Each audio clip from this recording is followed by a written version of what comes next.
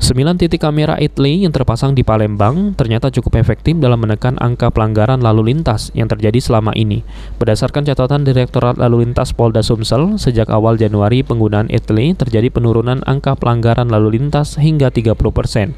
Dalam sehari, menurut Direktur Lalu Lintas Polda Sumsel, pihaknya mencatat sebanyak 2.000 pelanggar lalu lintas yang didominasi karena melanggar marka jalan, tidak menggunakan safety belt bagi pengendara roda 4, dan juga tidak menggunakan helm khusus pengendara roda 2. Sejauh ini, menurut Direktur Lalu Lintas Polda Sumsel, pihaknya masih menerapkan sosialisasi ke masyarakat, dan rencananya baru pada Februari nanti baru akan dilakukan proses penegakan hukum bagi pelanggar yang terekam kamera ETLI.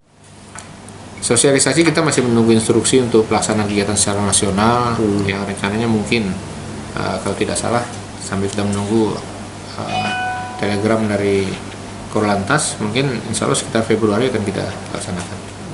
Pak, jadi selama sosialisasi ini terjadi penurunan hampir 30%, Pak ya? Hampir 30% dari data angka pelanggaran yang kita input selama.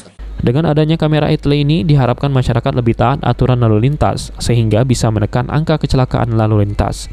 Firman Hidayat, PAL TV.